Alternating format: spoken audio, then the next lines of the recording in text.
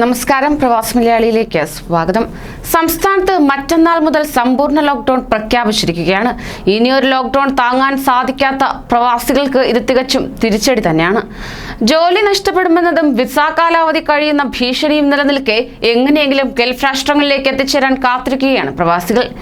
ഈ സാഹചര്യത്തിലാണ് മെയ് 8 മുതൽ 16 തീയതി വരെ ലോക്ക്ഡൌൺ പ്രഖ്യാപിച്ചിരിക്കുന്നത്. സംസ്ഥാനത്ത് കോവിഡ് വ്യാപനം രൂക്ഷമാകുന്ന സാഹചര്യത്തിലാണ് സർക്കാർ തീരുമാനം കൈക്കൊണ്ടത്.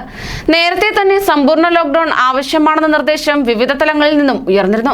മിനി ലോക്ക്ഡൌൺ രോഗവ്യാപനം തടയുന്നതിന് ഫലപ്രദമാവുന്നില്ലെന്ന് കഴിഞ്ഞ ദിവസം ഔദ്യോഗിക തലത്തിൽ വിലയിരുത്തലുണ്ടായിരുന്നു. കാരണം ഇന്നലെ 40,000-ന് മുകളിലായിരുന്നു സംസ്ഥാനത്തെ കോവിഡ് രോഗികളുടെ എണ്ണം എന്നത്. തികച്ചും സങ്കീർണമായ അവസ്ഥയിലൂടെയാണ് കേരളം കടന്നു പോകുന്നത്.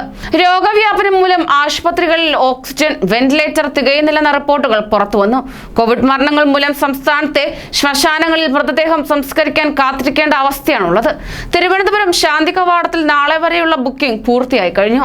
ഇലക്ട്രിക്, ഗ്യാസ് ശ്മശാനങ്ങളിലായി പരമാവധി 24 പേരെ ഒരു ദിവസം ശാന്തി കവാടത്തിൽ സംസ്കരിക്കാം. കോവിഡ് ബാധിച്ചവരെ മാത്രമാണ് നിലവിൽ ഇവിടെ സംസ്കരിച്ചു വരുന്നത്. എന്നിട്ടും സൗകര്യങ്ങൾ തികയാത്ത അവസ്ഥയാണ് കാണുവാൻ സാധിക്കുന്നത്. മാറാനെല്ലൂർ പഞ്ചായത്ത് ശ്മശാനത്തിലും സമാന സ്ഥിതിയാണ്.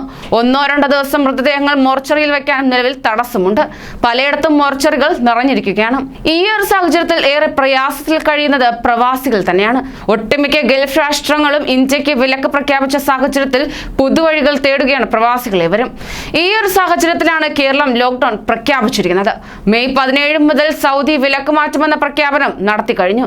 എന്നാൽ കേരളത്തിൽ മെയ് 16-ന് ലോക്ക്ഡൌൺ അവസാനിക്കുമെങ്കിലും വീണ്ടും വിലക്ക് നീട്ടുമോ എന്ന ആശങ്കയും നിലനിൽക്കുകയാണ്. ഇതുകൂടാതെ എയർ ഇന്ത്യ എക്സ്പ്രസിന് മെയ് 31 വരെ ടിക്കറ്റ് ലഭ്യമല്ല. ഗൾഫ് എയറിന് മെയ് 24-ന് കോഴിക്കോട് നിന്ന് ടിക്കറ്റ് ഉണ്ടെങ്കിലും 375 ദിനാറാണ് നിരക്ക് ഏർപ്പെടുത്തിയിട്ടുള്ളത്.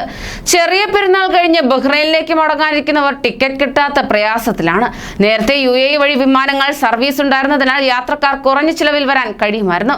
എന്നാൽ ഇന്ത്യയിൽ കോവിഡ് കേസുകൾ ഉയർന്നതോടെ UAE, ഇന്ത്യയിൽ നിന്നുള്ള യാത്രക്കാർക്ക് വിലക്കേർപ്പെടുത്തിയിരിക്കുകയാണ്. ഇതൊക്കെയാണ് പ്രവാസികളെ ഏറെ സങ്കീർണതയിലേക്ക് നയിക്കുന്നത്. കൂടുതൽ പ്രവാസി വാർത്തകൾക്കായി ഈ ചാനൽ സബ്സ്ക്രൈബ് ചെയ്യൂ.